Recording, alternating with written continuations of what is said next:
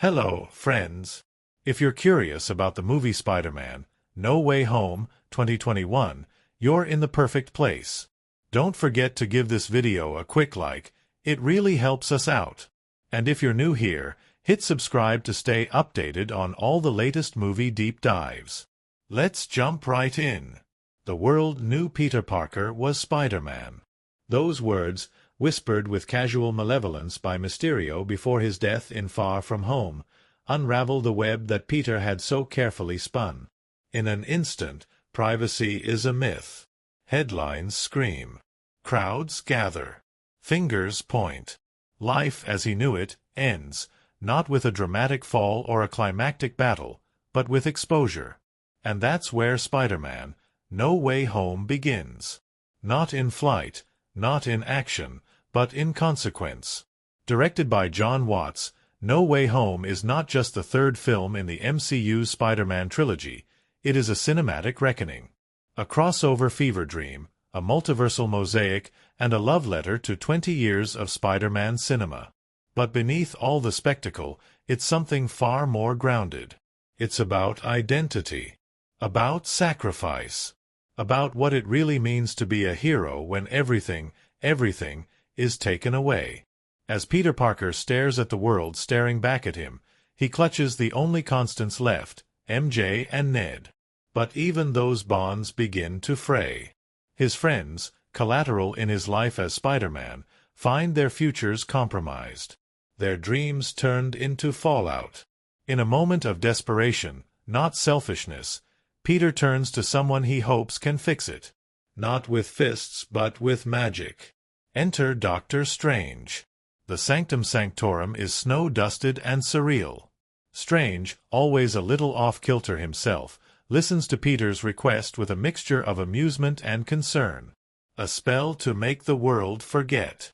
A cosmic eraser for an unmasked identity. But as the spell begins to unravel, so does everything else. Peter's heart interrupts his logic. He keeps changing the spell. MJ must remember, so must Ned, and Aunt May. Each change ripples through the incantation like a crack in glass. And then the multiverse fractures. Suddenly, the sky is no longer a barrier. It's a gate. And through it come the ghosts of Spider-Men past. The villains arrive first. One by one, they emerge from the shadows of old films, recontextualized in this new world. Otto Octavius, with his mechanical limbs and brilliant mind. Norman Osborn, haunted by his duality. Electro, no longer just sparks and rage, but power reshaped. The Lizard, still primal. Sandman, still searching for resolution. They are familiar, yet different. And they are lost. Each pulled from their timeline at the moment before death. Each clinging to purpose in a world that doesn't recognize them. And Peter? He wants to help them. That's the twist. That's the heartbeat of No Way Home. It doesn't chase chaos for the sake of thrill. It leans into empathy.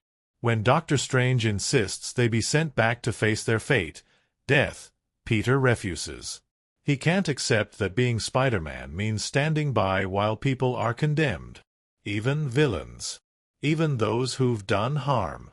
With a boldness born not of ego, but of hope, he steals the spell and runs.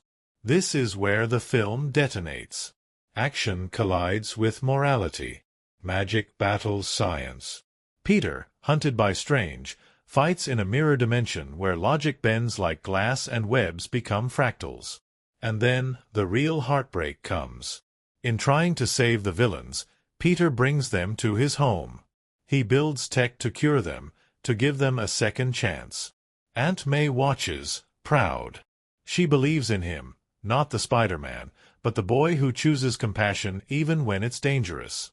But not everyone wants to be saved. Norman Osborn loses control. The Green Goblin rises. And with him, destruction. A battle breaks out. Walls crumble. Screams echo. And May falls. Her last words, whispered with the weight of a legacy, shatter the moment. With great power, there must also come great responsibility. Then silence. A slow shot of Peter, broken. A quiet snowfall over chaos.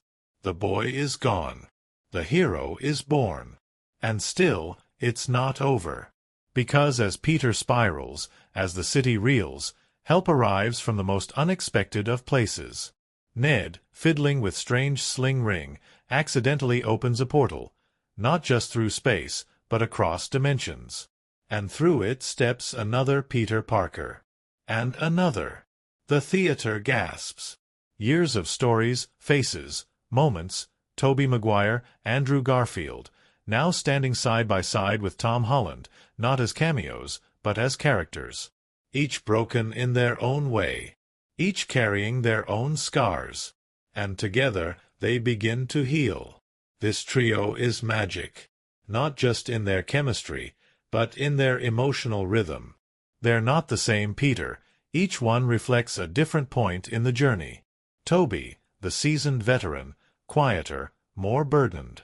Andrew, the wounded optimist, still trying to forgive himself. And Tom's Peter, still in the fire, still learning what the others already know. That pain never leaves you, but it can shape you into something more. Together, they set out to cure the villains. Not destroy. Not fight. But fix. The third act, set atop the crown of the Statue of Liberty, now adorned with Captain America's shield, is both a finale and a resurrection. The villains return, battle erupts, and each Spider-Man fights with purpose, not revenge. Cures are delivered. Redemption is granted. And then, the Green Goblin returns for one final strike. Peter loses control. Fists fly. Rage flares. He is seconds from killing. But Tobey stops him, wordlessly, eyes filled with memory. It's not a lecture. It's shared pain. It's don't become what hurt you. And in that moment, the cycle breaks. But the multiverse isn't finished tearing. Cracks form in the sky. More threats loom. Strange holds the magic barely together. And Peter makes the final choice. He asks Strange to cast a new spell. Not to fix the old one, but to erase him from everyone's memory entirely. Not just Spider-Man. Peter Parker. He chooses anonymity. Oblivion. Not for glory, but to keep others safe. To protect MJ. To protect Ned. To protect the world. And so the spell is cast. In the morning, Peter walks into the coffee shop. MJ stands behind the counter. Ned enters, laughing. They don't know him. They don't remember. He smiles. He doesn't tell them. He lets them go. Because love means letting someone be free. The final scenes are quiet. Peter, alone in a tiny apartment. A new suit, handmade. No tech. No Avengers. Just Spider-Man. The web-slinger begins again, not as a celebrity, not as Iron Man's protege, but as a kid in Queens with a secret, a mission, and a heavy heart. And that is Spider-Man, No Way Home. A film about second chances, about forgiveness, about growing up through grief. It's a superhero movie, yes, but one that chooses emotional honesty over spectacle at every critical point. It's about connection across generations.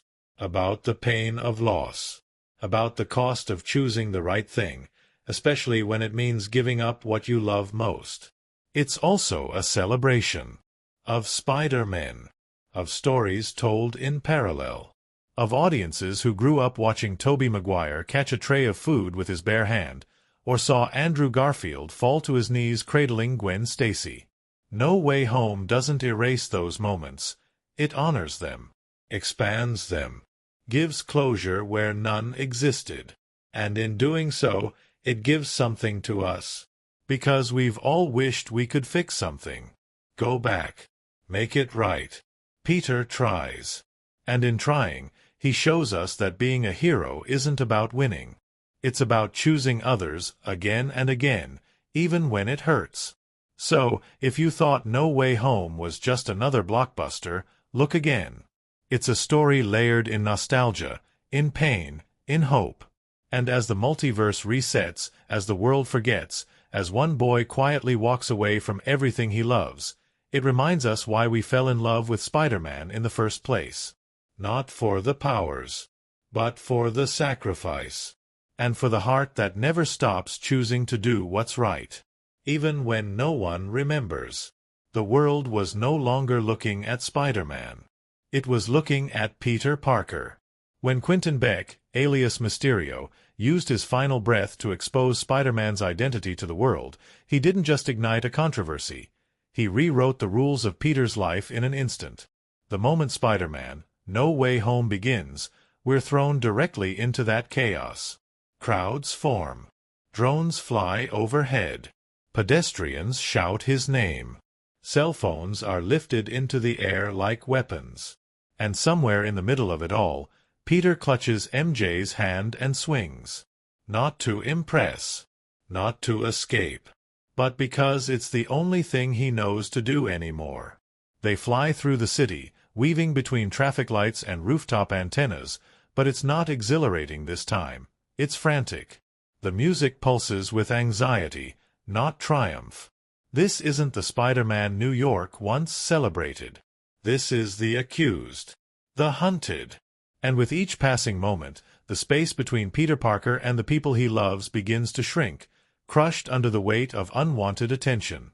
Back home, Aunt May is already watching the news. She sees the headlines flashing. Spider-Man exposed. Mysterio's final message. Is Peter Parker a murderer? The voice of J. Jonah Jameson, now reinvented in a more venomous digital form, echoes across screens with the same furious cadence. This menace must be stopped. Peter and MJ land on the rooftop, breathless. Their eyes meet, not in wonder, but in fear. And that's where the unraveling begins. Almost overnight, Peter becomes a public enemy. The Department of Damage Control swoops in. They arrest him. They interrogate MJ, Ned, Aunt May. The scene is clinical, cruel in its coldness. Lawyers, accusations, the threat of imprisonment. This is not the life of a teenage hero. This is a life cracked open, dissected under a microscope, with every decision questioned, every relationship turned into evidence. But salvation arrives in the form of a very familiar voice. Matt Murdock, a blind lawyer, calm and composed, arrives to defend Peter. And while we only glimpse him briefly, long enough for him to catch a brick thrown through a window without breaking stride, it's enough to shift the tone. "I'm a really good lawyer," he says with a slight smile. It's a beat of quiet, a moment of reassurance. The case is dropped. Legally, Peter is off the hook. But in every other way, his life is still a mess. At school, his presence turns the hallways into a gauntlet. Whispers. Cameras. Teachers unsure of how to approach him. Students divided. He's no longer just Peter Parker. He's a walking headline. And worse, his friends are suffering because of him. MIT, the dream school they've all pinned their futures on, sends letters of rejection, not because of their grades, but because of association. Guilt wraps around Peter like a second skin. And it's here, in this moment of helplessness, that a desperate idea takes root. What if no one remembered? What if he could make the world forget he was Spider-Man? It's not born from selfishness. It's not about avoiding punishment. It's about giving his friends a fair shot. Restoring a future that was theirs before it was ever his. And so, he knocks on the door of the Sanctum Sanctorum. Snow dusts the interior. Wong, now the Sorcerer Supreme, warns against tampering with such powerful forces. But Dr. Stephen Strange, never one to shy away from bending the rules, considers the request. The spell he suggests is simple. Everyone forgets Peter Parker is Spider-Man. Clean slate. Reality rewritten.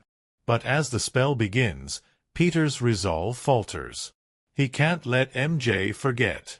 Or Ned. Or Aunt May. His hesitation unravels the magic like frayed string. Each revision tears at the spell's integrity.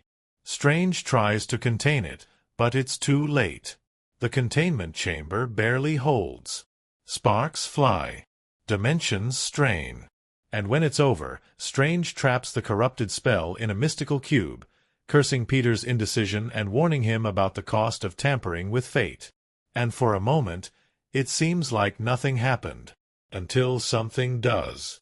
Peter, hoping to plead directly with the MIT admissions officer on behalf of MJ and Ned, tracks her to a traffic-jammed freeway. He leaps onto a bridge, his nerves high, his words rehearsed. But before he can say anything meaningful, the road begins to shake. A mechanical arm erupts through concrete. The shadows of the past reach through reality. Dr. Otto Octavius rises from the wreckage, clad in steel and fury. The sun gleams off his cybernetic limbs. His eyes burn with the same genius madness that once terrorized Tobey Maguire's Spider-Man universe. He doesn't ask who Peter is. He knows. Or thinks he does. And so the battle begins. Steel collides with concrete. Cars are flung like toys. Peter, caught completely off guard, scrambles not just to survive, but to protect the civilians caught in the chaos. And then, just as Otto has Peter pinned, something strange happens. His nanotech suit, damaged and desperate, fuses with the mechanical arms. Peter gains control. The tide turns. But the victory is short-lived, because another presence makes itself known. A cackle, familiar and cruel, echoes across the sky. A green glider slices through the air. And before Peter can even register the arrival of the Green Goblin, a golden spell yanks them all away. Strange intervenes just in time, dragging Peter and Otto back to the dungeon-like bowels of the sanctum. And there, in magical cells, are more anomalies. A scaled creature with cold, reptilian eyes, Dr. Kurt Connors, the lizard. A massive figure of sand and sorrow, Flint Marko, the Sandman. Strange explains that the corrupted spell didn't just fail, it fractured reality. People who knew Peter Parker was Spider-Man in other universes have begun to bleed into this one. And if they're not returned to their timelines, the universe itself could collapse. Peter is tasked with capturing them. With Strange's magical tools and Ned's tech savvy, the hunt begins. It's not glamorous. It's messy. A strange mix of mysticism and teenage improvisation. They find Max Dillon, Electro, glowing with dangerous new energy. They find Sandman, who, surprisingly, helps Peter at first. These aren't just villains. They're people. People who were plucked from their stories mid-sentence. Confused. Scared. Angry. And then there's Norman Osborn. Alone. Vulnerable. Oscillating between personas. He smashes his mask against the alley wall, as if trying to destroy the part of himself he no longer understands. Aunt May finds him. Takes him in. She doesn't see a monster, she sees a man in need. Peter watches all of this with growing clarity. These villains aren't invaders. They're victims of fate. Of moments where things went horribly wrong. And when he realizes that sending them back means sending them to die, because in their universes, that's what happened, he refuses. Strange insists it's necessary. That tampering with destiny is too dangerous. That saving them could destroy everything. But Peter, now carrying May's moral compass more than ever, believes otherwise. He traps Strange in the mirror dimension using nothing but geometry, wit, and webs, outsmarting the Sorcerer Supreme in a kaleidoscope world of shifting reflections and impossible physics. It's not just a victory of power, it's a declaration of belief. He takes the villains to Happy Hogan's apartment. Begins to work on cures. Real cures. A chip to stabilize Otto's neural link. A device to contain Electro's energy. Even Norman seems willing to try. There's a rare moment of peace, of hope. And then it shatters. The goblin resurfaces. Not just in Norman's mind, but in the room. The others feel it. A turn in the air. The way Norman's eyes shift. A sinister smile that grows like a crack. Electro refuses the cure. Breaks free. Chaos erupts. Battles ignite. Peter throws everything he has at Norman, but the goblin is brutal, unrelenting. Their fight smashes through floors, collapses walls. And then May runs. She has the serum. She wants to save Norman. But he's not Norman anymore. The glider crashes through her. She falls. Peter kneels beside her, blood on his hands, heart pounding in disbelief. And then, through tears, she says it. With great power. Her voice trembles. Must also come great responsibility.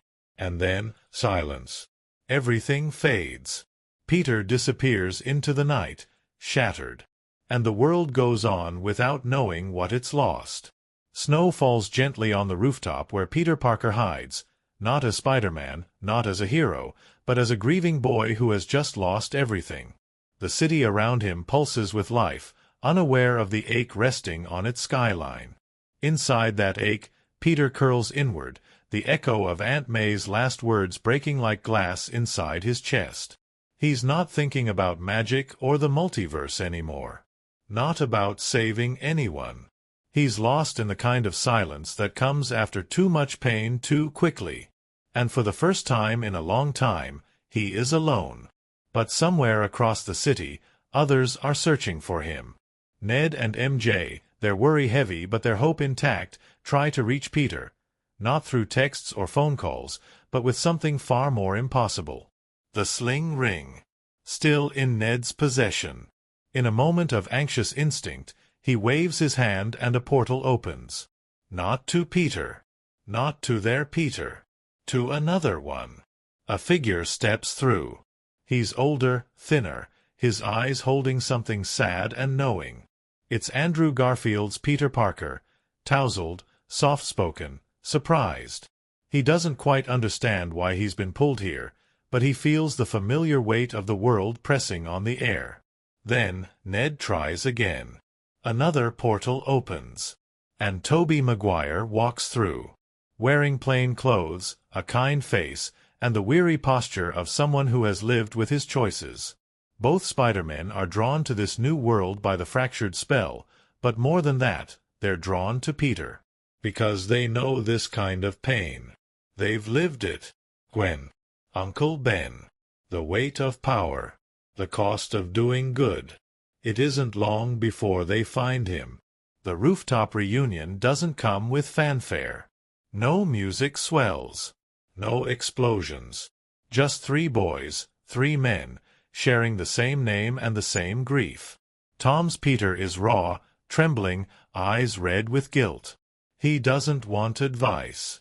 He wants it all to stop. But the others don't tell him what to feel. They don't try to fix him. They just stand beside him. They listen. And when they speak, it's not from wisdom. It's from pain. Tobey's Peter tells him about losing Uncle Ben. About how vengeance almost consumed him. Andrew's Peter confesses he stopped pulling his punches after Gwen died. That it changed him, and slowly, the grief becomes something else. A bridge. Together, they realize the mission isn't over. There's still a chance to save the villains. To finish what May believed in. They head to Midtown High, now deserted, to set up their lab. 3 Peters. 3 intellects.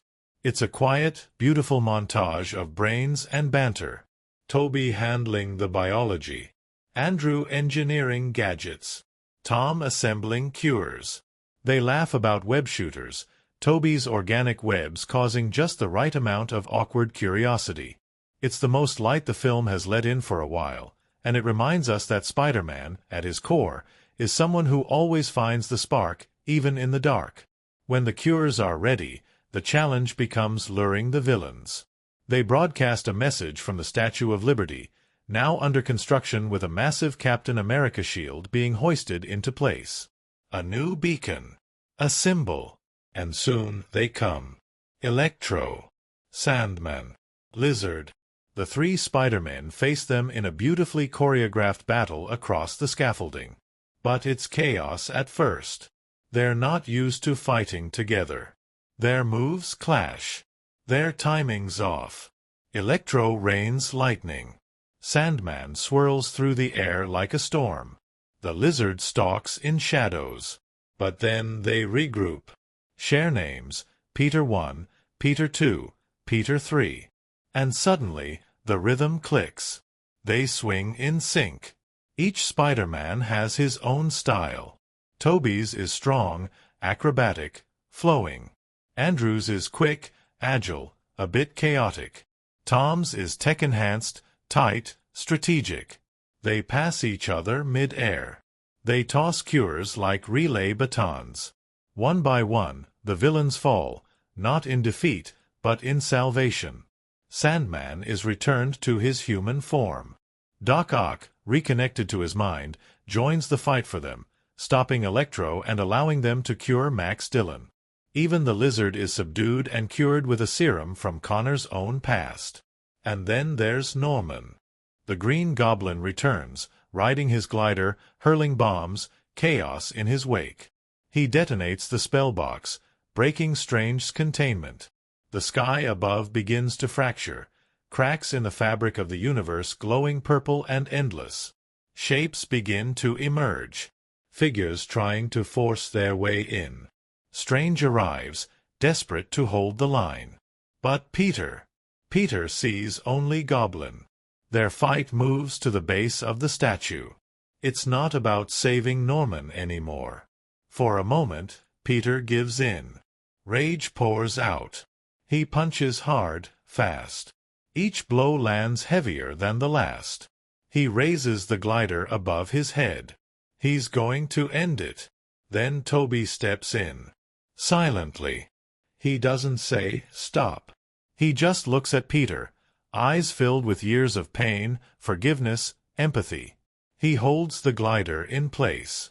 Reminds Peter who he is. And Peter listens. He lowers the weapon.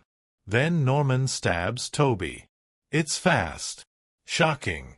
A gasp ripples through the moment. But Tobey survives, wounded, not broken. And in the aftermath, Tom's Peter delivers the cure.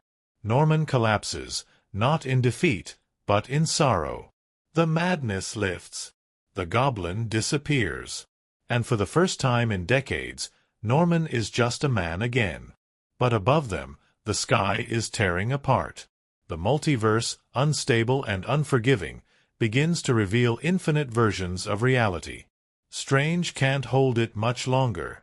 The spell is collapsing. They don't have time. There's only one way to stop it. Peter turns to Strange. He makes the ultimate ask.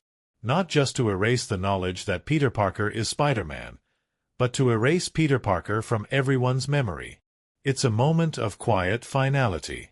Strange hesitates. The boy he's fought, scolded, respected, is about to disappear. But there's no other way.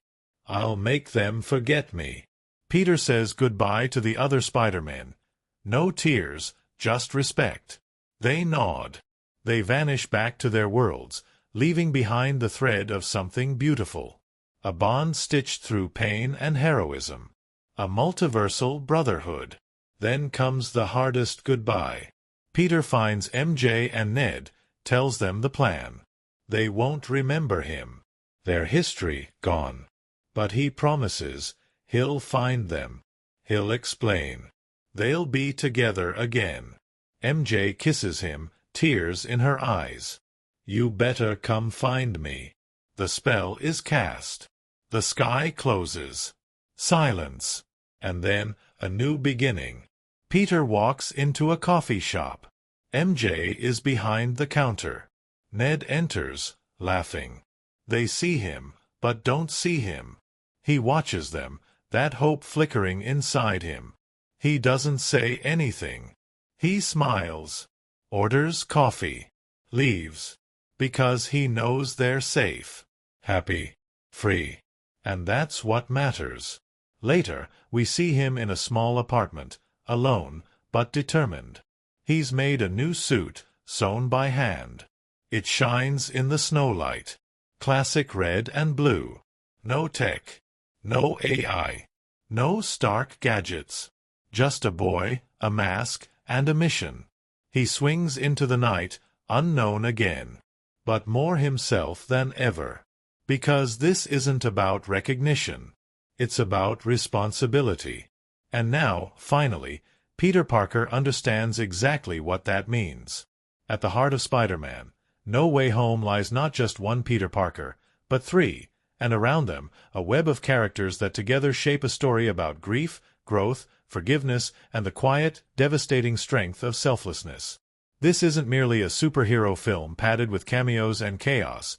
It's a symphony of identity, played through the lens of people who carry scars, regrets, and, somewhere deep inside, hope. Tom Holland's Peter, the Peter we've watched grow from Homecoming through Far From Home, stands at a crossroads unlike anything he's faced before. The boy we met in Queens, bright-eyed and eager, who once fumbled through Stark technology and clung to the approval of heroes bigger than him, now finds himself without armor, literally and figuratively. And in No Way Home, we see him finally step out of the shadows of others to become what Spider-Man was always meant to be. Someone who chooses responsibility, even when no one is watching. His arc is quiet in its most powerful moments. It's not in the fights or the swings. It's in the glance he gives MJ when he knows he must let her go. In the way he looks at Ned, recognizing a friendship that's about to be erased. In the way his shoulders slump just slightly after May dies, shoulders that suddenly have to carry everything. This Peter learns that heroism isn't just about saving the world. Sometimes, it's about choosing not to save your own happiness if it means protecting someone else's. That realization reshapes him, and it's May, not Tony Stark, not Strange, who truly teaches him that. Aunt May, played with unflinching compassion by Marissa Tomei, is more than the warm, witty guardian we've grown to love. In No Way Home, she becomes the emotional anchor of the film. Where others see the villains as threats to be eliminated, May sees people who need help. She sees Norman Osborn not as the Green Goblin, but as a broken man at war with himself.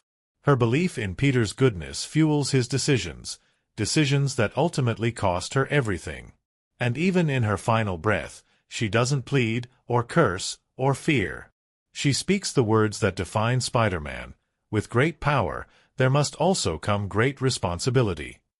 Her death is not a detour in Peter's journey, it's the forging of his purpose. And it's in the space left by her absence that the other two Peters arrive. Tobey Maguire returns as the eldest Spider-Man, not in costume at first, but as a presence. A man whose face carries decades of pain and wisdom. He is the softest of the three, the quiet strength. His version of Peter has already walked the path of loss.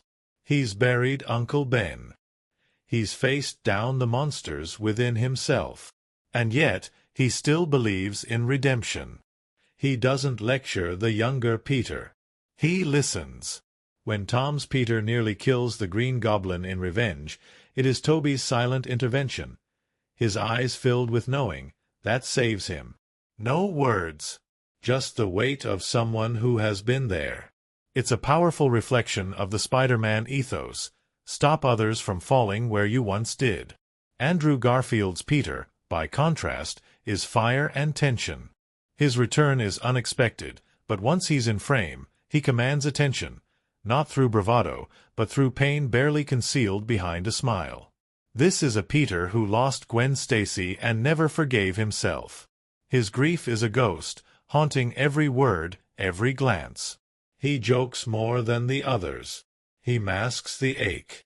But when MJ falls from the scaffolding and he catches her, when he lands and begins to cry, not because he's hurt, but because he saved her where he once failed, it becomes one of the film's most human moments. That single act of salvation heals something in him that years of solitude never could. Andrew's Peter is a reminder that Spider-Man's wounds don't disappear. But they can lead to healing, not just for others, but for himself. Then there's MJ. Zendaya plays her with a blend of sarcasm, strength, and vulnerability that makes her more than a love interest. She's Peter's tether to the world. Unlike the versions of MJ we've seen before, this one isn't dazzled by Spider-Man. She's grounded. She challenges Peter. She reminds him to trust in himself. And yet, when she realizes that he plans to erase himself from her life, she doesn't beg him to stay. She asks him to find her. That's a different kind of love. One built on belief, not possession. Ned, Peter's best friend, evolves too. No longer just comic relief, he's given moments of genuine agency. His surprise connection to Strange's sling ring opens doors literally and figuratively. He becomes the unlikely gatekeeper to other worlds. And in one of the film's most bittersweet ironies, the more capable Ned becomes, the closer he gets to forgetting Peter entirely. Their friendship, built over movies, becomes a quiet tragedy. When Peter sees him post-spell, he smiles, but doesn't speak, because he knows the cost of saying more. Doctor Strange, usually the dominant presence in any scene, plays a different role here. He begins as the problem solver, the magical fixer. But quickly, he becomes the opposing philosophy. To Strange, the multiverse is a puzzle. The consequences of the spell must be contained. Lives must be returned to their fates, even if that fate is death. But Peter, young and messy and still believing in second chances, defies that.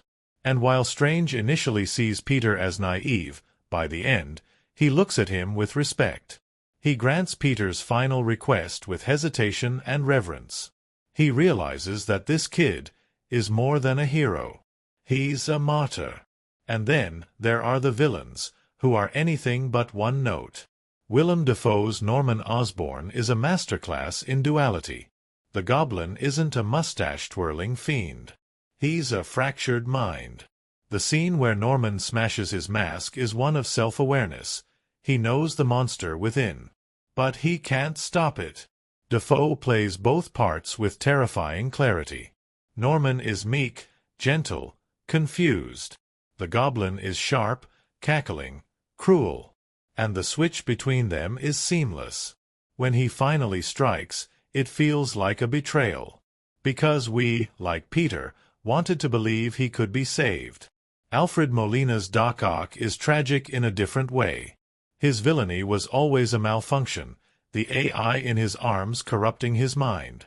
In No Way Home, we see him restored. The moment his chip is fixed and his real voice returns, it's subtle, but you see it in his eyes. He becomes an ally, a mentor, a man redeemed. Jamie Foxx's Electro is reborn, literally. No longer blue, no longer mocked. He's electric in every sense. There's still vanity, still hunger for power, but also a strange camaraderie. He wants to belong. His energy becomes a stand-in for ambition, the kind that can burn or build. Sandman, quieter, only wants to return to his daughter. The Lizard, primitive and philosophical, exists on the edge of chaos and clarity. Together, these villains are more than obstacles. They're mirrors. Reflections of paths that Peter could take if he gave in to fear, rage, vengeance. And in the end, that's what this ensemble creates, a constellation of choices. Every character in No Way Home stands at a crossroads. Some are offered redemption. Some choose sacrifice. Some lose. Some heal. But all of them, in their own way, help Peter become Spider-Man. Not the teenage sidekick, not the Stark protege, not the friendly neighborhood mascot. But the Spider-Man. The one who walks alone, who loves from afar, who chooses duty over desire. The one who makes the hardest decisions not because he wants to, but because he must. And it's that version of Peter Parker, lonely, hopeful, unremembered, resolute, that defines the film. A boy with no name, swinging into a world that forgot him, but still saving it, anyway. Sometimes, the magic of a movie doesn't just live on the screen, it spills out into the real world. And with Spider-Man, No Way Home, a film that bent timelines, shattered multiverses, and brought together 20 years of superhero cinema in one breathtaking swing. That magic seeped into every corner of the production. What happened behind the scenes was every bit as strange, chaotic, and awe-inspiring as the story itself. Because when you're juggling 3 Spider-Men, 5 returning villains, the entire fabric of the MCU, and a fandom watching your every move like hawks on a power line, you're bound to collect some unforgettable stories. First, let's talk about the secrecy. Because No Way Home wasn't just a film. It was a worldwide guessing game. From the very beginning, Marvel and Sony treated the movie like a state secret. NDAs were ironclad. Actors were fed lines that had nothing to do with their real scenes. Scripts were redacted, rewritten, and reshuffled so often that some cast members only knew what they were shooting on the day of filming. Tom Holland, famously loose-lipped, was reportedly kept in the dark more than ever before. At one point, he received pages that simply described a mysterious portal and a familiar figure, with no further detail. His reaction to seeing Andrew Garfield and Tobey Maguire on set for the first time? Completely genuine. And absolutely recorded. Yes, when the 3 Spider-Men met in costume for the first time, cameras were rolling, not just for the scene, but for posterity. Because no one, not the cast, not the crew, wanted to forget that moment. There were tears. There was laughter. And there was a moment of silence, initiated by Tobey himself, where they stood in a triangle, just being Spider-Man together. No action. No dialogue. Just reverence. But getting them there was no small feat. Tobey Maguire hadn't donned the suit in over a decade. He was hesitant, not out of ego, but out of care. He needed to know the story respected the character, that it wasn't just fan service. It wasn't until he met with Kevin Feige and the writers, and heard their vision for a more weathered older Peter Parker, a Spider-Man who had lived, loved, lost, and come out the other side, that he said yes.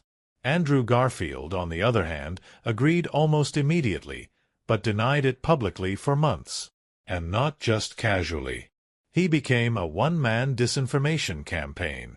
In interviews, he spun intricate lies, dodged questions with elegance, even convinced seasoned reporters that the rumors were wrong.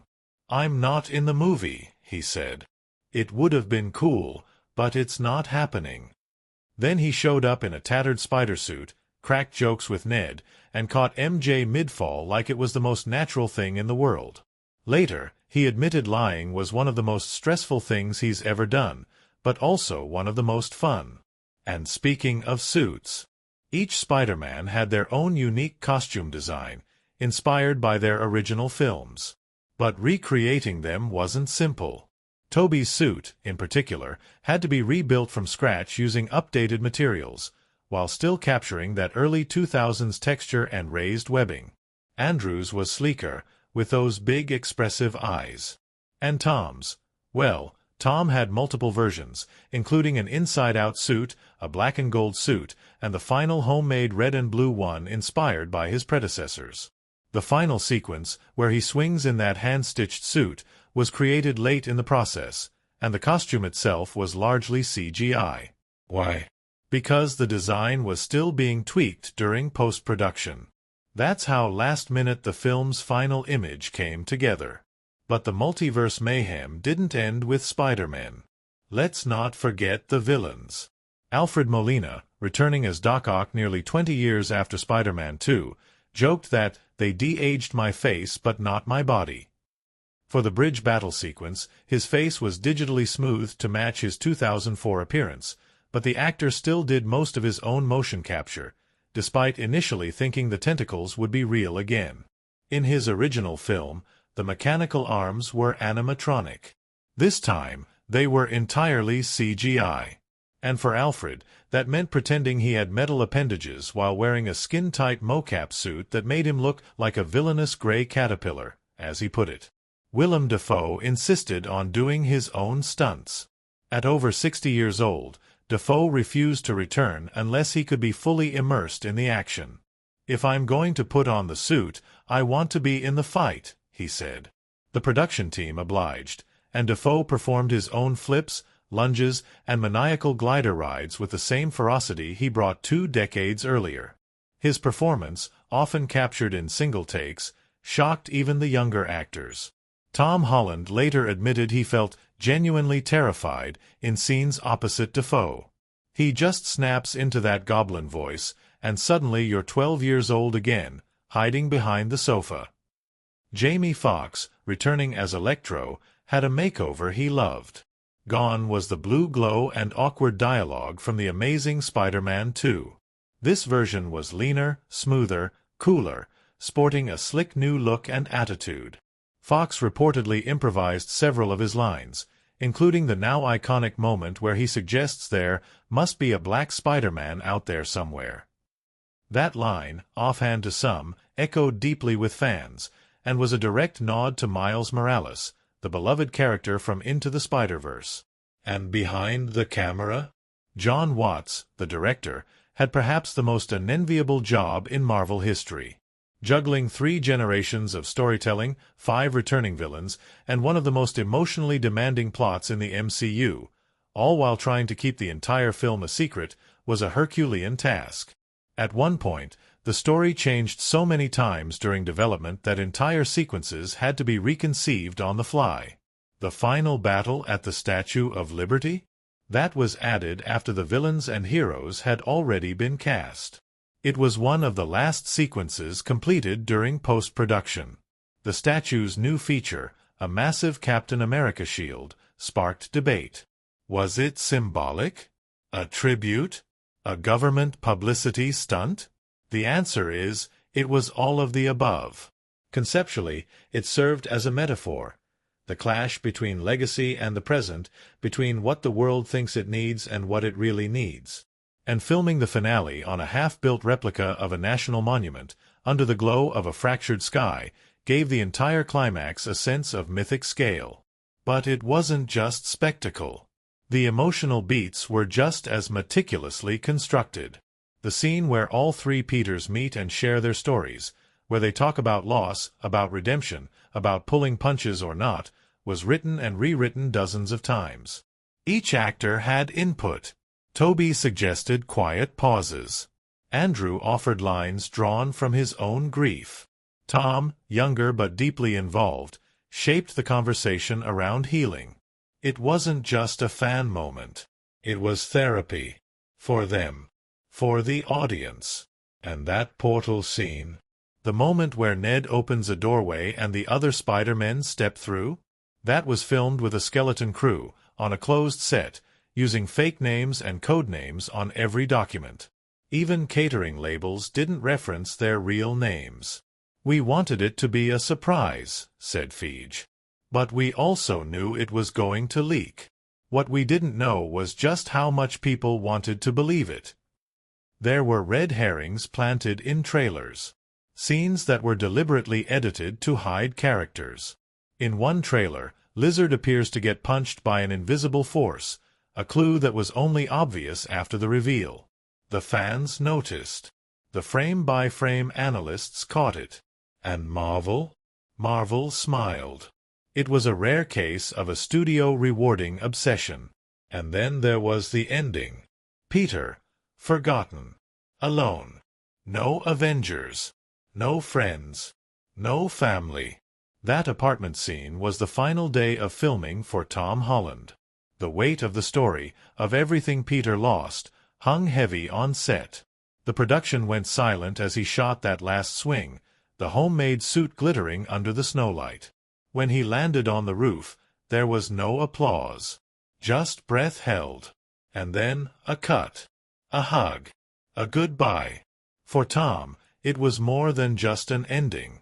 It was the closing of a chapter. A moment of maturity. For Peter and for himself. He later said it was the hardest scene he's ever filmed. Not because of the stunt. But because of the goodbye that wasn't just in the script. Spider-Man: No Way Home is a film full of ghosts, of past mistakes, old villains, former loves, and forgotten promises. But behind the curtain, it was filled with laughter, with old friends returning home, with moments that made the impossible feel real. And maybe that's the strangest part of all. That a film about forgetting became, for so many, completely unforgettable. There are films that explode like fireworks. Loud, colorful, unmissable in the moment. And then there are films that settle in like a weight, that bloom slowly under your skin, that say more in silence than in spectacle. Spider-Man: No Way Home did both. It dazzled audiences with its multiversal mayhem, brought the internet to its knees with surprise appearances, and sold out showings for weeks. But beneath the box office records and viral trailer reactions lived something much deeper, a story threaded with grief, redemption, identity, and the quiet ache of being forgotten. It is in this space between excitement and emotion, between fan service and narrative boldness, that No Way Home invites its critical lens. Let's begin with what many consider the emotional epicenter of the film, the death of Aunt May.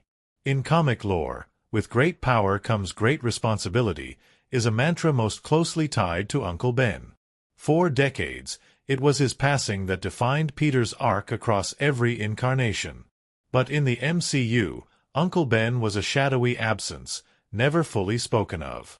The filmmakers made a bold, risky choice, to reassign that pivotal death to May. To place that iconic phrase in her mouth, at her final breath, after a moment of chaos where Peter's optimism shatters like glass. Critically, this moment did more than just break hearts. It shifted the emotional center of the MCU's Peter Parker. No longer defined by inherited trauma. Critically, this moment did more than just break hearts. It shifted the emotional center of the MCU's Peter Parker. No longer defined by inherited trauma, he became defined by chosen morality.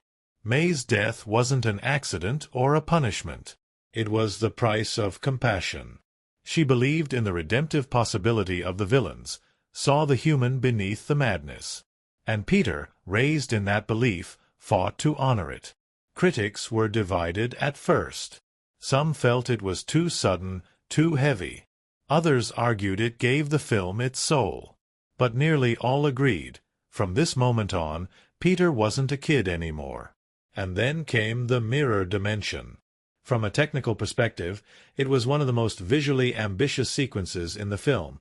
Geometric surrealism, impossible physics, a kaleidoscope of collapsing architecture.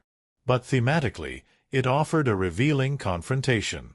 Doctor Strange, the embodiment of logic and order, versus Peter Parker, the advocate for hope over fate. The battle was not just about magic. It was about ideology. Strange saw the multiverse as a thing to be controlled, understood, contained. Peter saw it as a second chance. Critics lauded this duel not only for its spectacle, but for its narrative weight. Peter didn't win with strength. He won with intelligence, with strategy. In a film driven by emotion, this moment reminded audiences that Peter was also a scientist, a problem solver. It was, in many ways, a moment of self-actualization. He wasn't just fighting a sorcerer.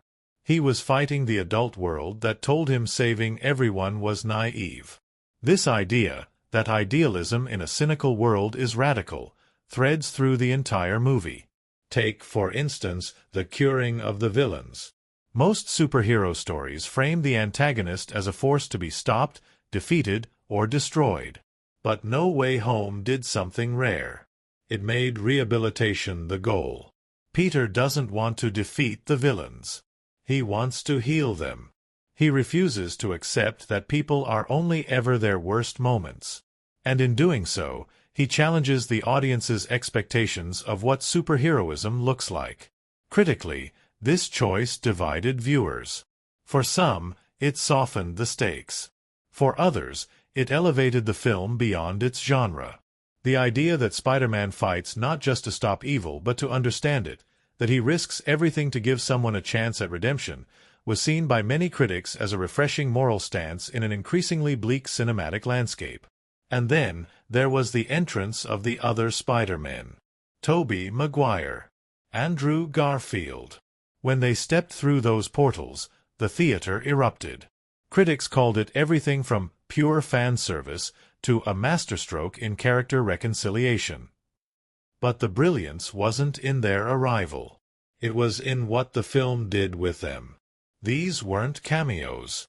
They were character studies. Extensions of old stories finally given closure. Tobey's Peter had aged quietly. He carried his wisdom like a secret. Still kind. Still hopeful. Still human. He spoke gently, moved with caution. Critics praised his portrayal as the Spider-Man of peace, a version who had made his mistakes and emerged with empathy. Andrew's Peter, on the other hand, was raw, hurting, funny on the surface, but aching underneath. Critics were especially moved by how his Peter found redemption not in speech, but in action, when he saved MJ, catching her the way he couldn't catch Gwen, and broke down in tears. That single moment, called one of the finest emotional payoffs in superhero cinema, was a masterclass in restraint. It didn't demand your tears. It earned them. This emotional richness fed into the final act. The battle at the Statue of Liberty, with the multiverse breaking apart above, offered more than a grand climax. It presented Peter with a choice: send the villains back to die, or finish the cures and save them. The chaos of the scene, the swirling rifts, the clashing styles of three Spider-Men, the ticking clock, was layered with personal stakes. Each Peter was fighting not just to save the world, but to honor their own pasts, to prove to themselves that they could do better. That mistakes didn't have to define them. Critics noted how rare it was to see a superhero film where the final conflict wasn't about destroying a villain, but about holding onto humanity. Even in the moment where Tom's Peter nearly kills Norman Osborn, it's not a laser or a missile that stops him. It's a hand. Tobey's hand. A silent plea. A shared understanding. And that moment, wordless, still, spoke volumes. Then came the spell. Peter's decision to have the world forget him entirely was, perhaps, the most Spider-Man thing ever written. It was a resolution not built on victory, but on loss.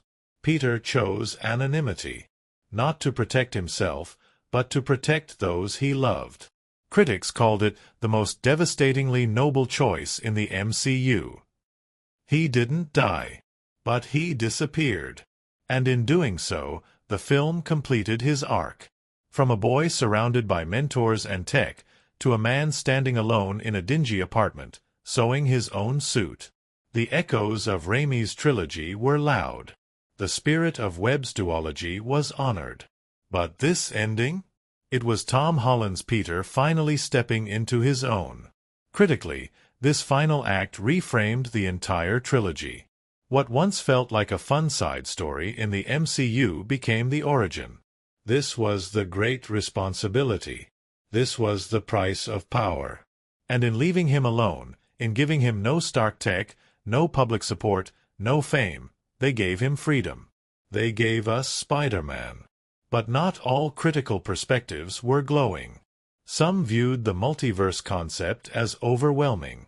A patchwork quilt that risked turning emotional resonance into Easter eggs.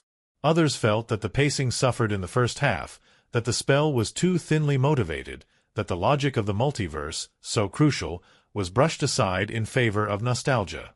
Yet even among skeptics, there was consensus on one thing: the heart of the film. It beat loud. It beat true. The themes, when viewed through a critical lens, were anything but subtle. Grief, memory, identity, sacrifice. But they were handled with care.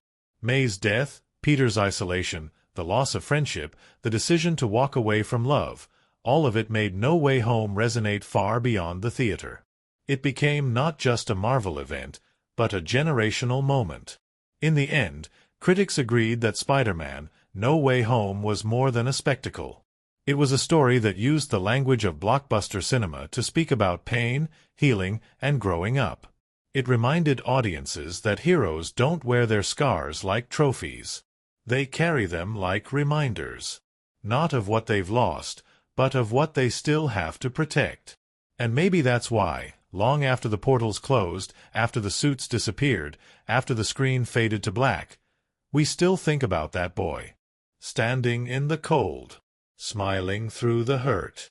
Swinging into a future that may never remember him, but that he'll never stop saving. Sometimes, when you peel back the layers of a film like Spider-Man: No Way Home, what you find isn't just green screens and sound stages. It's a tapestry of near-impossible coordination, midnight rewrites, quiet laughter behind chaos, and a cast and crew who knew they were building something more than a blockbuster. They were building a bridge. A cinematic one, sure, stretching across franchises and decades. But also an emotional bridge, between generations, between versions of the same hero, between the audience and their memories. And behind that bridge was an army of creatives, each spinning their own web, one thread at a time. The story of how No Way Home was made is as wild, tangled, and occasionally absurd as the multiverse it depicts. Let's start with the most obvious challenge: the secret. This wasn't a typical movie production. This was a classified operation. One that involved layers of deception so intricate, some of the actors themselves weren't entirely sure what kind of movie they were in until halfway through. From the very first day of pre-production, Marvel and Sony initiated a code-named lockdown. The working title of the film? Serenity Now. Not very Spider-like. Scripts were printed with red ink to prevent photocopying. Schedules were staggered so actors wouldn't accidentally run into surprise cast members. Emails were encrypted. Phones were confiscated from set. But all of it was necessary. Because No Way Home wasn't just a sequel, it was a convergence. Director Jon Watts, the man who had helmed the previous two entries in the trilogy, suddenly found himself orchestrating the cinematic equivalent of juggling chainsaws while balancing on a tightrope made of fan expectations. Bringing together Tom Holland, Tobey Maguire, and Andrew Garfield wasn't just a bold creative choice, it was an impossible puzzle. 3 generations of Spider-Man. 3 sets of narrative rules. 3 fan bases ready to explode. Convincing Tobey to return took time. He wasn't against the idea. But after stepping away from the role for nearly 15 years, he needed to be sure. He met with Watts and producer Kevin Feige. The pitch was clear. This wasn't a cameo. This was a continuation. An older Peter Parker, wiser, quiet, still bearing the weight of his past. Tobey responded not with excitement, but with calm consideration. He said yes, eventually, but only after shaping his character's voice, look, and tone with care. His one request? Let me wear the suit again, but don't make a big deal out of it. Andrew Garfield, meanwhile, was ready. Eager. But also protective. His portrayal of Peter Parker in The Amazing Spider-Man had been cut short after just 2 films. He knew what was lost, and what was left unsaid. When offered the chance to come back, he didn't hesitate. But he didn't want redemption for himself. He wanted it for his character. And that's exactly what the film gave him. The first day all 3 were on set together, in costume, was electric. They'd each been given private trailers. Separate entrances. The crew had been sworn to silence. But when they walked onto the blue-screen set of the Statue of Liberty, everyone stopped. People cried. Some clapped. A few just stood there, mouths open. It wasn't just about nostalgia. It was about cinematic gravity. These weren't actors in suits. These were symbols. Stories. Icons brought together in a moment no one ever thought would happen. And it wasn't just for the audience, it was for them too. They improvised much of their banter.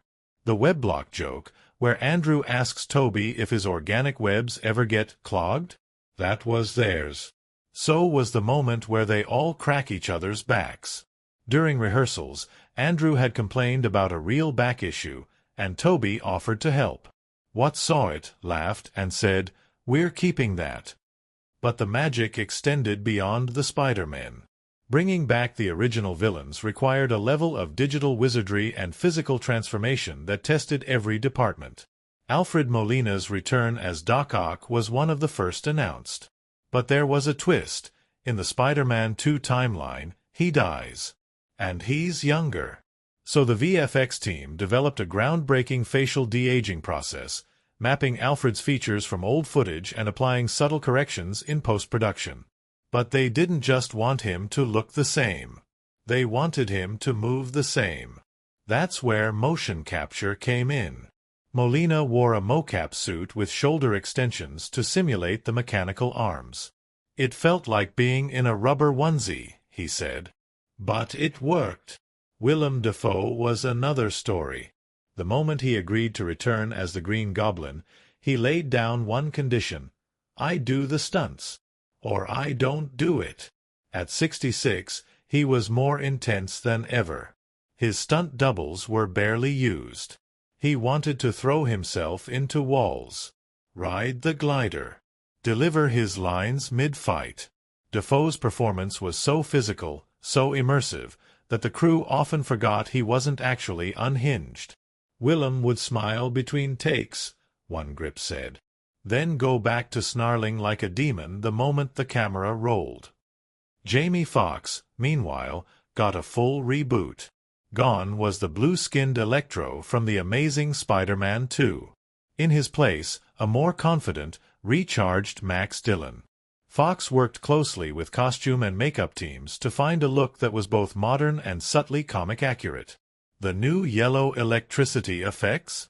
A nod to the classic Electro mask. The chest arc?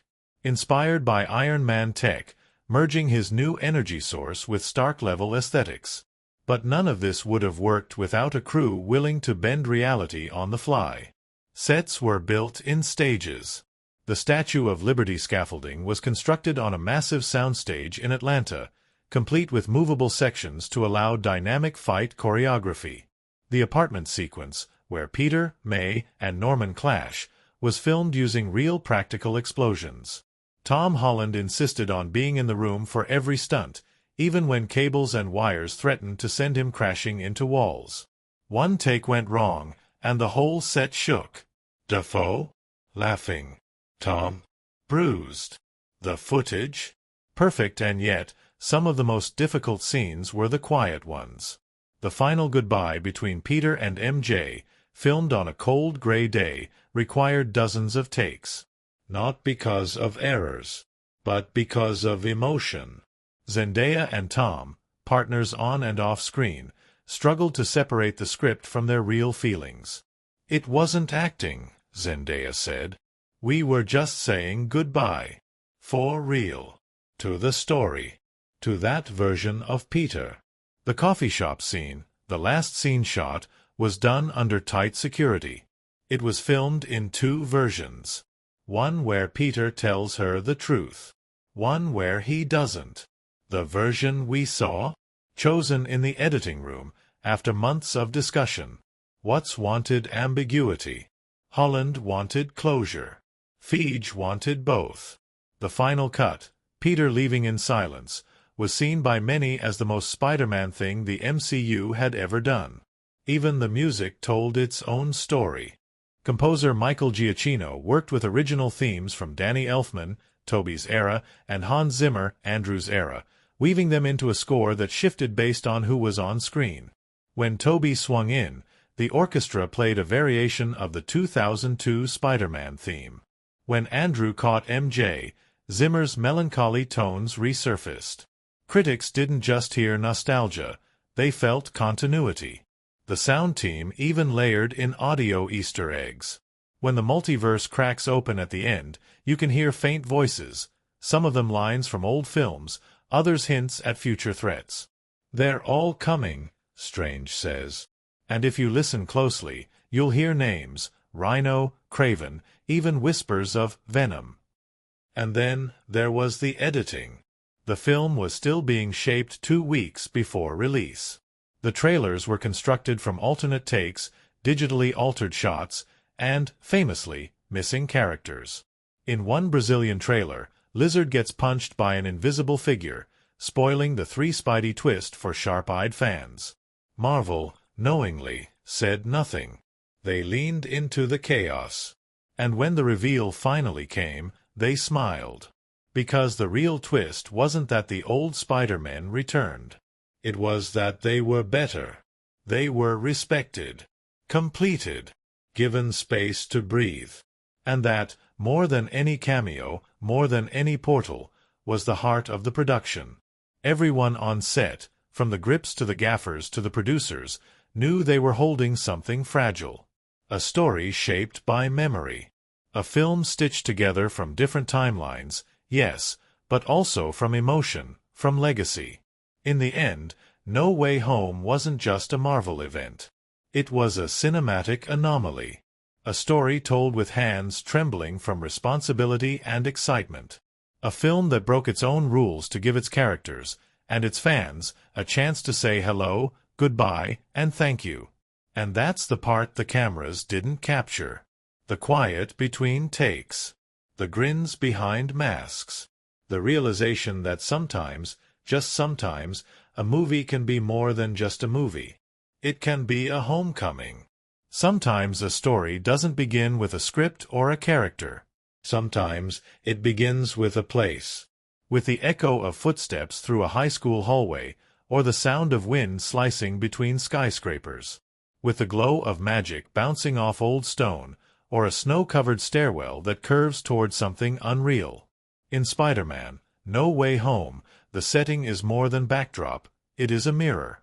Each location is chosen not just to house a scene, but to reflect the state of Peter Parker's world as it unravels, fractures, reforms. From the gritty streets of Queens to the warped geometry of the mirror dimension, this film uses space to tell a story, of identity, of isolation, of sacrifice. We begin, as Peter does, in the most familiar place, New York City. But this is not the glossy postcard New York of tourist ads or sweeping skyline shots. This is a claustrophobic, overwhelming New York, one that closes in on Peter the moment his identity is exposed. The camera work here is quick, frenetic, almost documentary-like. We move with Peter through panicked crowds, weaving through a flood of camera phones and accusations. It's jarring, disorienting. Jon Watts doesn't allow us to step back and breathe. Because Peter can't either. He's being watched, questioned, judged. Even his swing through the city, something that once represented freedom, becomes a prison. There's no escape when the eyes of the world follow you. The film grounds us in his reality by returning to familiar places. His school, his apartment, the rooftops where he and MJ once found brief moments of peace. But these spaces are now tainted, watched, contested. They no longer feel safe. That's the brilliance of the set design in the early act of the film. Everything is a little too crowded, a little too loud, a little too close. Even inside his own home, Peter is cramped between Aunt May, Happy, MJ, Ned, and an endless barrage of news footage. The walls feel like they're closing in. But then he goes somewhere else entirely. Somewhere colder. Stranger. The sanctum sanctorum here, the mood shifts instantly. Snow spills down staircases. Silence hangs thick in the air. Strange's home, once a warm, mysterious place, is now frigid and eerie. The melted magic, a side effect of a botched portal and an open roof, adds a surreal layer of winter inside a space that defies the seasons. The production design here is brilliant. The floor, normally polished and regal, is slick with ice. The windows drip with frost. Candles flicker in the chill. This is a place out of balance, echoing the imbalance Peter is about to unleash. And when Strange begins the spell, everything changes. The basement where they attempt the memory-erasing incantation is lit like a tomb. Glowing embers of arcane energy swirl against deep shadows. The camera spins around them in circular motion, a literal spiral, representing the fracturing logic and stability. It's a confined space, but the visual effects stretch it beyond comprehension. As the spell destabilizes, the room bends and warps, streaks of light tearing across the darkness like rips in reality. This is not just spectacle. It's chaos personified. But perhaps no setting better captures the film's tonal transformation than the mirror dimension. Here, the world unhinges. Peter's chase with Doctor Strange unfolds within a city that folds in on itself, reflecting like broken glass. Skyscrapers curve like dominoes, trains circle through spirals of infinity. The laws of physics are not suspended, they are mocked. The camera follows Peter not in a straight line, but in spirals, in sudden plummets and tilts. There's no ground, no sky, just perception. What this setting does, what it communicates, is the sense that Peter is no longer in control. That reality is too big, too complex, to be managed. That even a superhero can be lost inside a world that won't stop shifting. Contrast that with the most emotionally charged setting in the entire film, Happy's apartment. A luxury suite, modern, sleek, glass, steel, light. But more importantly, it's open. Spacious. For the first time in a while, Peter isn't crammed between walls. He's building, creating. The atmosphere becomes one of hope. The lighting here is warm, golden. There's a kind of gentle optimism in the air as Peter attempts to cure the villains. The science equipment glows with potential. The camera lingers in wide shots, letting us breathe. This isn't a battleground. It's a workshop. A chance. But of course, peace never lasts. The moment Norman Osborn slips back into the Goblin's persona, everything changes. The camera tilts subtly. The color temperature cools. The music darkens. And then the violence explodes, not in a stylized superheroic way, but in tight, visceral hand-to-hand combat. The camera doesn't flinch. It stays close, almost documentary style, as Peter and Norman crash through walls and floors. This isn't a supervillain fight. This is raw, messy, real. And as May is struck, the world goes silent. That silence echoes through the next setting, the rooftop. It's raining. Quiet. The city, always so loud, feels muted. The camera pulls back for the first time in a while, showing Peter not as Spider-Man, but as a small figure against a massive skyline. There's no music. Just the sound of wind, rain, and his breathing. The rooftop becomes a symbol, not of solitude, but of grief, of weight, of the burden now fully realized. And then, something shifts. The arrival of the other Spider-Man happens in a place that's so ordinary, it becomes extraordinary. Ned's grandmother's house. A humble living room, filled with knickknacks and religious icons. A hallway that leads nowhere magical. But it becomes the gateway to the multiverse. The portals open. Heroes step through. The contrast is beautiful. These massive, mythic figures, Andrew Garfield and Tobey Maguire, stand under dim ceiling lights beside dusty furniture. It grounds them. Reminds us that no matter how powerful they are still people. Later, when all three Peters go to the school science lab to craft cures, the setting feels deeply nostalgic. The lighting is soft. The color palette leans into warm beiges and gentle greens. The desks are cluttered with beakers and laptops. It's almost cozy. A respite. And the banter, the quiet laughter, the camaraderie, all of it glows. This is a setting where healing happens, where knowledge and kindness intertwine. And then comes the final battlefield, the Statue of Liberty. Not the one we know. A half-finished construction site, braced with scaffolding, being renovated to hold a massive Captain America shield. A metaphor made physical. A Statue of Liberty trying to wear the mantle of another hero. The copper structure, usually bathed in sunlight, now looms in a storm.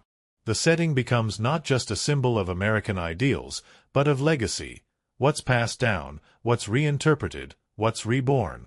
Here, the color grading leans heavily into deep blues and muted golds. The scaffolding glows with eerie spotlights, casting long shadows. The camera movement is sweeping, theatrical. We're no longer grounded. We're mythic now. This is where choices are made, where friendships are tested, where destinies are rewritten. And in the middle of it all, Spider-Man, swinging together in perfect sync. That shot, silhouetted against the fractured sky, is a painting. And it's no accident. The visual language here is operatic. Every swing, every leap, every punch is framed with grandeur. The sound design becomes almost symphonic. The score swells with nods to every Spider-Man era, blending themes into one triumphant crescendo. The editing slows, then speeds, matching emotional beats rather than action rhythms. But the most powerful moment isn't in the fight. It's when MJ falls. The camera follows her downward, locked to her face. And just when you think history will repeat, Andrew's Peter dives. The world slows. He catches her. The landing is perfect. The expression on his face, the tremble in his voice, tells you this isn't just a save. It's redemption.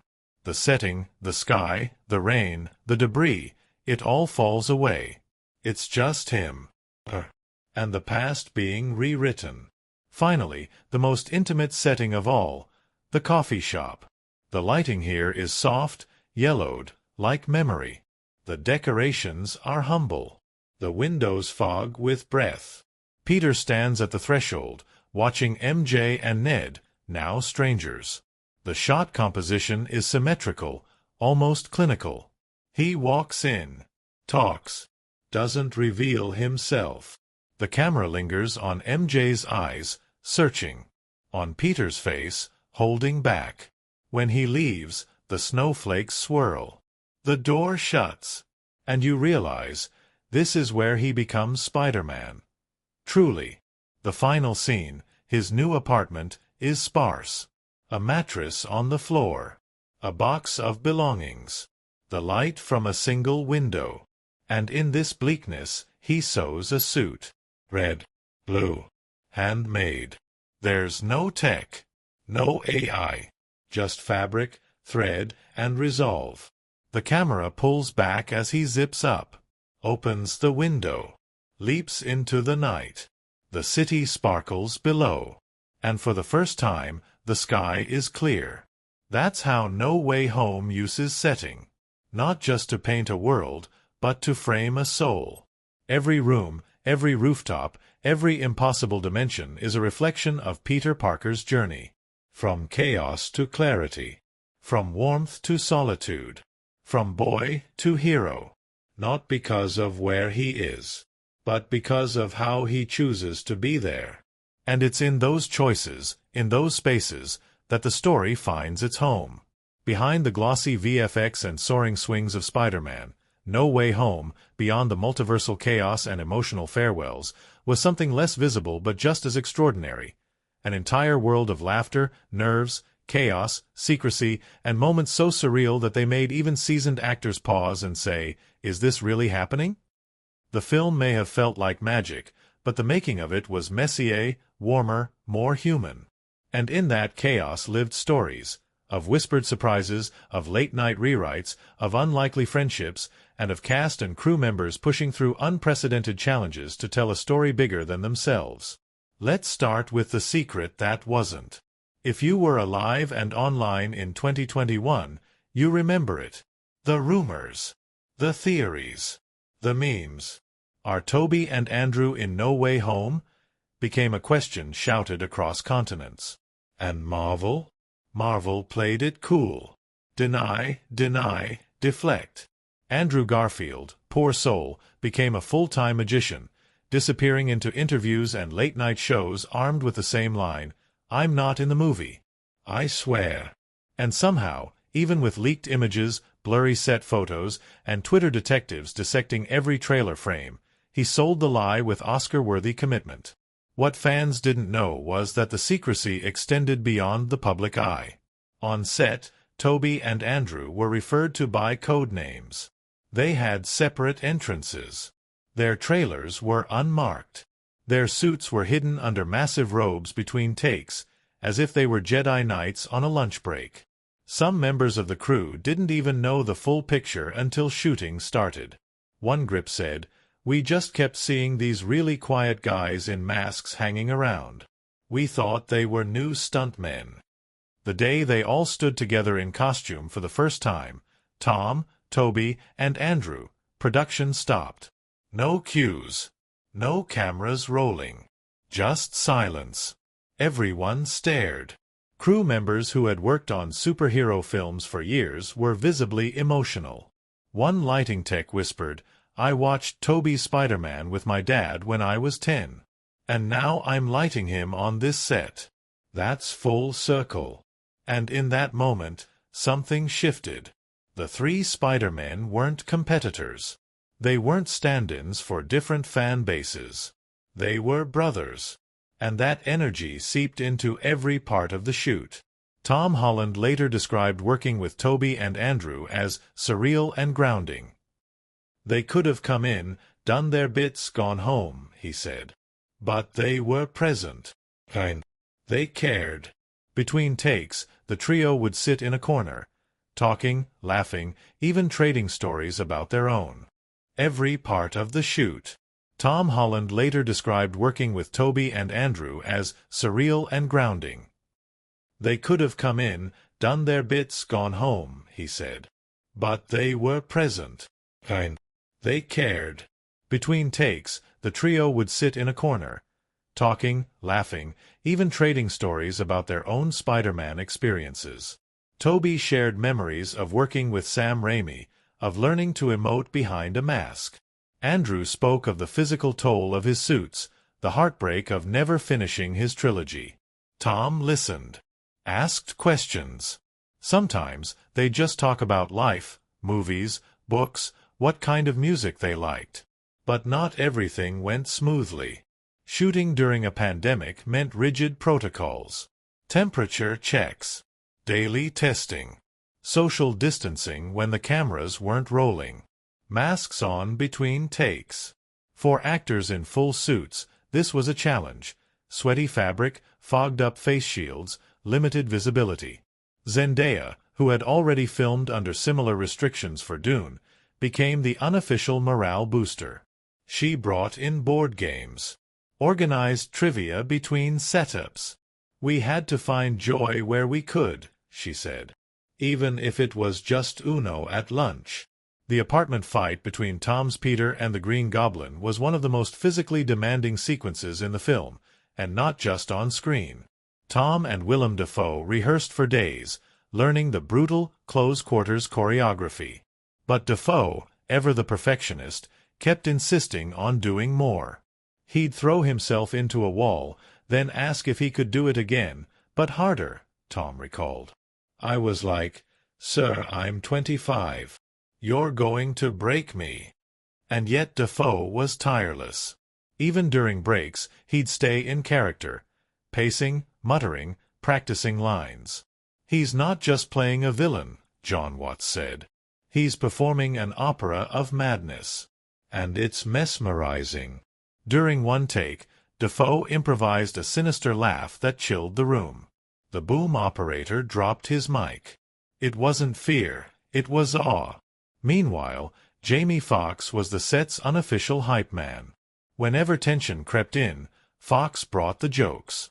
He'd freestyle songs about the lunch menu, one crew member laughed. And somehow, they'd be good.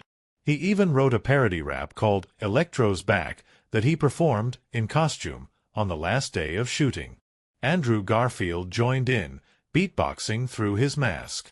The moment was captured on a crew member's phone. It will never see daylight, but legend has it, it was glorious. On the technical side, coordinating the multiversal chaos was a puzzle. The visual effects team had to plan around characters who weren't even on set yet. Entire fight sequences were blocked using stand-ins and later digitally altered to insert villains or Spider-Men who filmed on different days.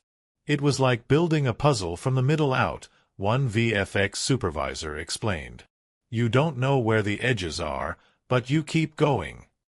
The portal scene, when Ned opens a gateway and Andrew's Peter steps through, was filmed under the highest level of secrecy. Only 3 people outside the core team had access to the raw footage. It was edited in a locked room. Sound design was done without remote access. "We treated it like it was the nuclear codes," said the sound editor. But the most delicate scene wasn't explosive. It was quiet. The coffee shop goodbye. Tom Holland and Zendaya rehearsed it privately, away from the cameras. They knew what it meant. They knew what it cost. It wasn't just Peter saying goodbye to MJ, Tom said. It was me saying goodbye to this version of Peter. And maybe to this chapter of my life. They shot the scene late at night. Rain was rigged to fall softly outside the windows. Extras were cleared from the shop. The lighting was dim, golden, like memory. When the final take was called, no one spoke for a moment. And then, quietly, Zendaya hugged him. But even in the most emotional moments, there was levity. Benedict Cumberbatch, who played Doctor Strange, reportedly had trouble pronouncing some of the more convoluted spell names. "I kept calling it the scrambled egg spell by mistake," he joked in an interview. During one take, he flubbed the incantation so badly that Tom collapsed laughing, causing a domino effect of giggles from the entire cast. It took 10 minutes to reset. And the suit problems? Oh, there were plenty. Tom Holland's black and gold suit, while visually stunning, was notoriously uncomfortable. It had wires, layers, and tiny LEDs for tracking purposes. "It was like wearing a sauna," he said. "By the end of a shoot day, I'd lost half my body weight in sweat." Andrew's suit, too, was tight enough to make sitting nearly impossible. Between takes, he perched on a customized stool shaped like a bicycle seat. It was either that or standing for 9 hours straight.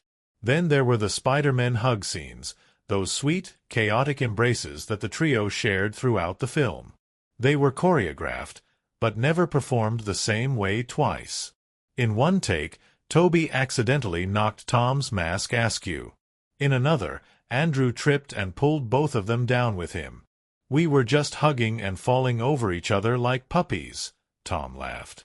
In the final weeks of shooting, the cast and crew began to feel the gravity of what they were making.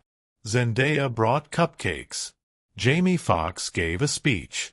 Toby and Andrew, still dressed in their suits, walked around the set, quietly thanking department heads, asking names, shaking hands. They knew this wasn't just a job. It was something that would ripple.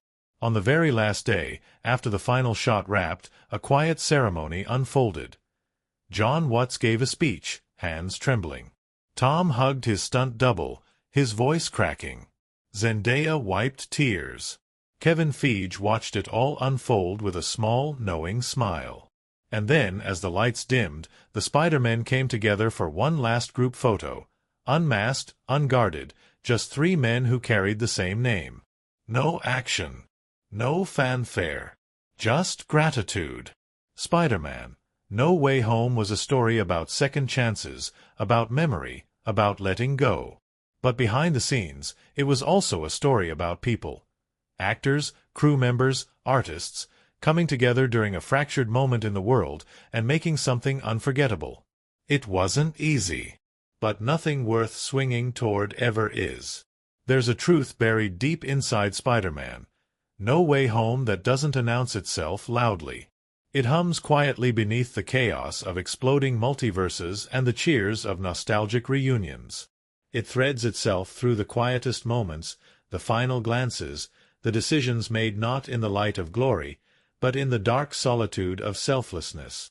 That truth, layered across plot and performance, spoken in silence more than speech, is that this film is not about fame, not about vengeance, not even about saving the world.